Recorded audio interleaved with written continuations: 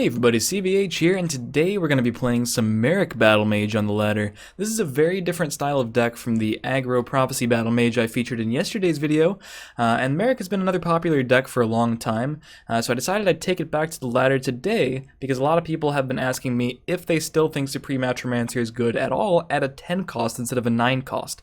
You guys may have seen my recent video on the recent card changes, including Supreme Atromancer's nerf, and I have to say I've been trying this deck out still. Supreme Atromancer probably more critical to this deck than any other, since this deck's whole basic game plan, despite functioning sort of mid-rangey, a little bit more defensive against the aggro decks, a bit more aggressive against a lot of the control and ramp decks, is to make use of the Merric Adeswala and the 3 Supreme Atromancers in conjunction with the Nord Firebrand tokens from Raiding Party and Markarth Bannerman. Some versions of this deck function more linearly and don't use the Markarths anymore. This version is a little bit more traditional, and I have to say Supreme Atromancer, even at a 10 cost, has been quite good. Not obviously as good as it was when it was a 9 cost, but definitely the deck still feels like it functions, and a lot of wins still come off of playing those crazy Atromancer turns with a bunch of Nord Firebrands. Besides that, I'm also playing 3 copies of Mystic Dragon, and as more of a tech choice, I'm using 2 Lesser Wards and 2 Shimmerine Peddlers to give us some sort of a draw engine against some of those control decks. Besides that, the build is pretty straightforward. I was also playing a build recently with 3 copies of Skilled Blacksmith as soon as I bring that up for you guys, and I was using that in conjunction with the 3rd copy of Sentinel Battle Mace, just to have a more of a solid 2-drop with less of the potential against control decks. But a lot of different versions of this deck out there. This is the one I'm going with today. It got me back to top 100 Legend on stream earlier today, which was very nice on a 9-3 record. One of those games I did lose to a disconnect when I got a power outage really quickly. But in 9-2 in played games, 9-3 overall, definitely put in a lot of work. Hopefully we can take some wins in today's video as well. And as always, if you enjoyed the video and the deck and the games, feel free to leave a like, stay subscribed to the channel for more Legends content, follow my stream in the description, maybe catch some of these games live, and I'll see you guys next time.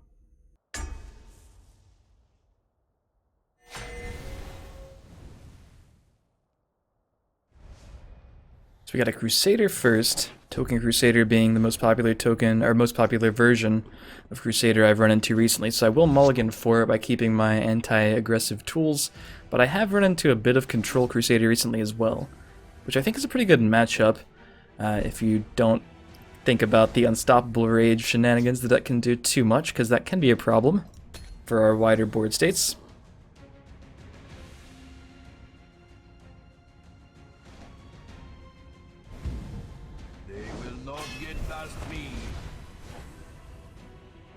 Now that play is making me think a bit more about aggro here.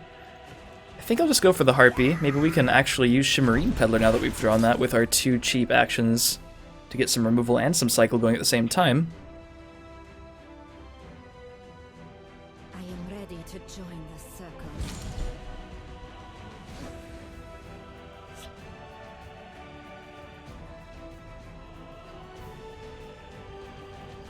Could also just play Mystic Dragon and set up for a favorable, and I think I like that the most here. It's unlikely he'll be able to get the full value, the transformation into the 4-3 with the Circle Initiate this turn. I like our odds. Protect the Harbinger.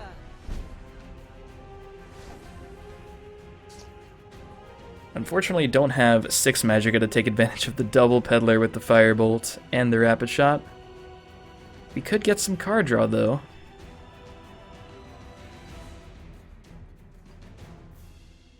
Yeah, you know, let's go for it. Let's Shimmerine after let's Rapid Shot and Firebolt the same thing, just to get some card draw. We only have a whole lot else to do. We could just play double Peddler and set up for it. I think that might be better, actually. Now I'm thinking about it. And I think I will put one in the field lane just to get a presence over there. He might charge into it and attack it, but is that really that bad if he is playing a more aggressive or mid-rangey strategy here? He's gonna take some card draw. I don't mind this. Yeah, I don't mind this at all. A lot of people like Crusader's Assault in these more aggressive Crusader decks, but honestly, every time I see it against me, it generates some card advantage, but it is sort of a tempo loss, right? And we got another Firebolt, so we can actually clear all of this with just our actions. So let's go ahead and Rapid Shot to cycle, deal a 1 ping damage first. Lesser Ward. Now we could use that in place of a Firebolt here if we wanted to keep a Firebolt for something else. And I think I like that.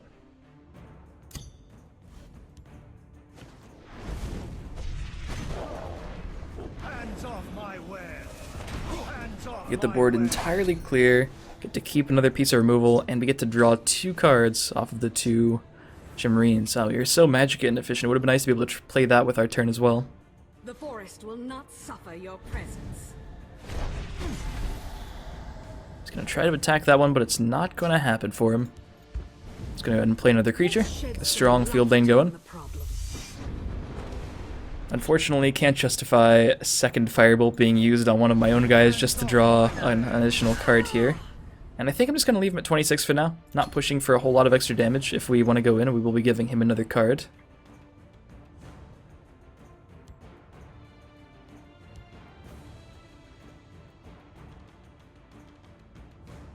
There's nowhere they can hide.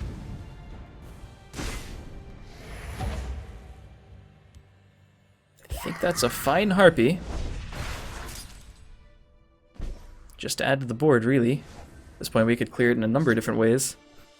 Debating rapid shotting my own Cunning Ally to cycle, but you know what I think we could possibly do here is just say, screw it. We have 4 things on board to essentially his 0, because even if we don't remove that, it is effectively nullified for the turn. I like just going in. Alright, now I like it a little bit less, but it should still be fine. I am ready to join. So we have the Incano that I was thinking about doing. We could also target that with the Incano. Hands off my Or we could make a different play if we so choose, but I think Incano is still good, and since that is shackled for another turn, let's just target the 2/2 and hit a Prophecy again. You know, I still, because this play button behind me, people always ask how I know. It's because this button becomes unclickable if it's your opponent's turn to make a decision when you hit a Prophecy. You guys can't see that because I'm always sitting in front of it. But it's there. It's that heart-sinking feeling, you know? ranks, let nothing through.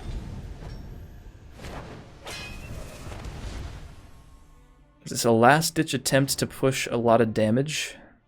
He's far from lethal.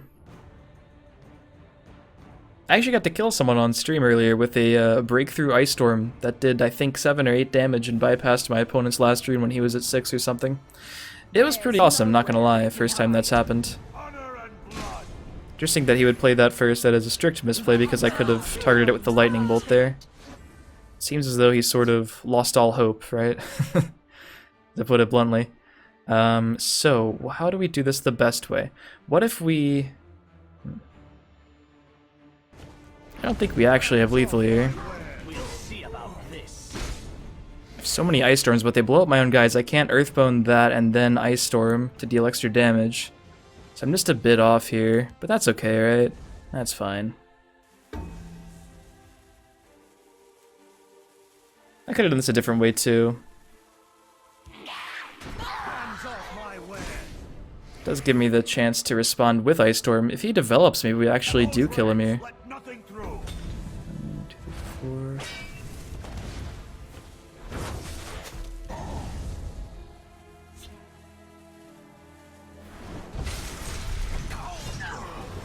It's close. Close but no cigar. It's just so cute to get that Ice Storm breakthrough. We could have just used the Rapid Shot on the right. Just Earthbone to get rid of some damage there or something. Getting him to 1 seems fine as well. Getting him to 1 in this deck, it actually sometimes makes sense. A lot of decks want to get your opponents to 4, because then Lightning Bolt and Supreme Atromancer can kill them. But if you get your opponent to 1, that means a raiding party. So it's like 1 or 2, that means a raiding party can kill them. Sometimes you're stranded with a raw Nord in your hand, though. Yeah, it was hard because we could have tried to like find an Ice Storm lethal. It might just be because I was tunnel visioning on Ice Storm because of that sick lethal on stream earlier. But I think we couldn't get it that time because we needed to attack with everything on our board, which meant getting rid of that other guard. And then if we get rid of that guard, the Ice Storm doesn't deal enough breakthrough damage to kill him. But we were kind of close to an Ice Storm lethal there. It technically was the last card we played, so technically Ice Storm lethal.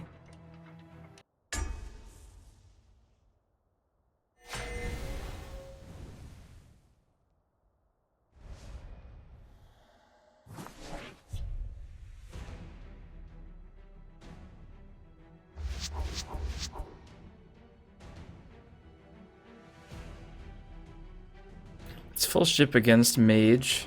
This could actually, I know Lateralis likes mid-range Mage, but it could be it could be, it could be Control, and that's definitely not a matchup we'd be happy to face.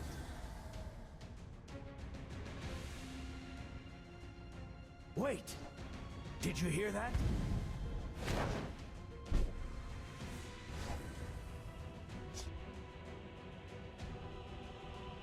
Tokens it is. If we Firebolt now, it prevents Ring Pit Line, so I kind of feel forced into doing so. Because he has the makeshift defenses that I'm sure he's going to be playing. I'm glad it's Tokens and not Control, definitely. I'm also glad I have a Skaven Pyromancer in my hand. I'm also glad that was his apparently best play. So I think we save Skaven for what might be Imperial Reinforcements or something coming up. Let's just use our Magicka effectively. Save the Firebolt, save the Harpy, and use one Nord to kill this. Still want to give a nod to Pit Lion.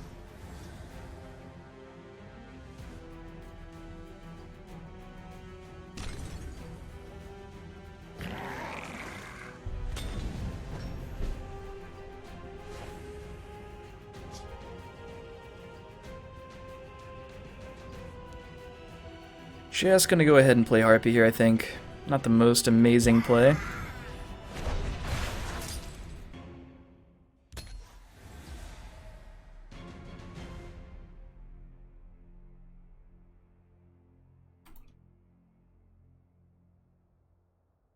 Wait! Did you hear that?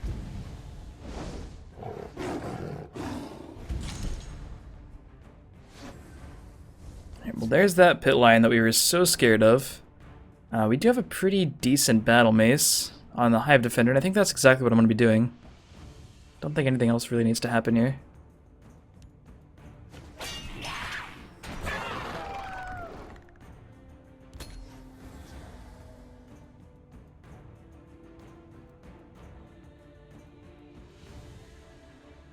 A little distraction might prove useful. I'll take them with me!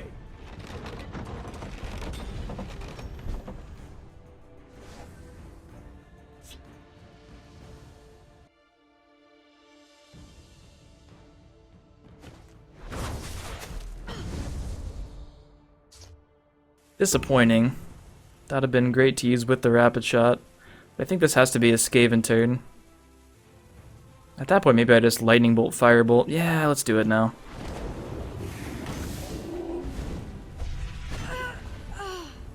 I think I will start chipping away at this.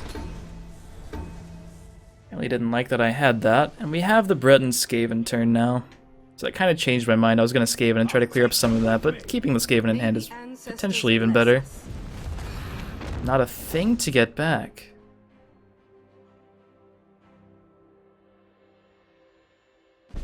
Although it's a very pretty iron. Could even be a Merric turn. But I am really liking the Breton Skaven in the right. The elements are mine to control. And that sets up a really powerful Merric if I want it next turn. Or even a decent reward of the Breton Conjurer with the Wardcrafter there. We'll see what happens.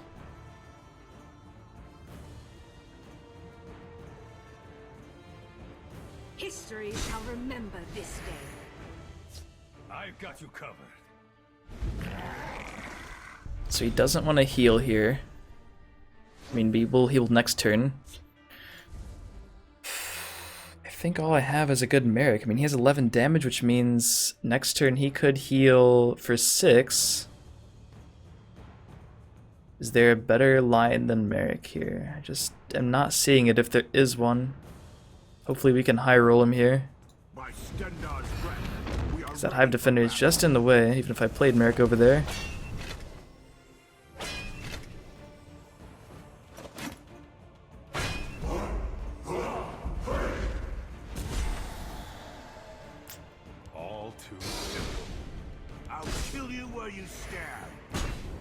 Alright, so instead of healing for 6, he heals for 0 unless he has another Dawnstar, which wouldn't be great. And we have exactly 18. Wait, no we don't. 8, 9, 10, 11, 16. Okay, I'm bad at math. Pretty bad at math. However, finding 2 damage is not the most difficult thing for this deck to be doing. Only lucky.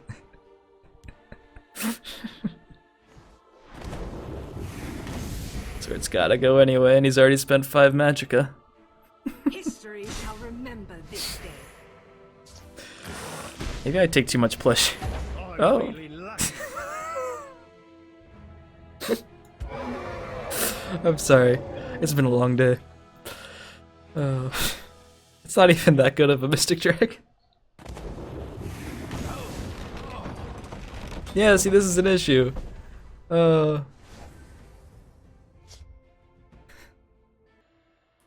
damage off of killing him. Depending on how I draw. If I drew Firebolt, doing it over in this lane is better. If I just Breton do that, then I might miss my chance at lethal. But if I don't find lethal, I might die. Oh god, what do I rapid shot? Do I just go for the safe play or do I try to find lethal? I'm gonna go for the safe play, which means I'll probably lose. 1 damage off of lethal. Highest of all to eat.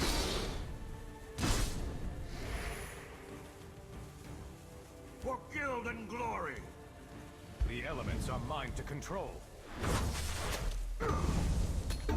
I don't have enough balls to give him another card here. This deck does have damage from hand. I don't think it has great removal for this 5/5, but if he did... We'll hold no matter what. Oh, he's looking. Or maybe he already has an Imprison and he's just setting up for it. And I die to Imprison.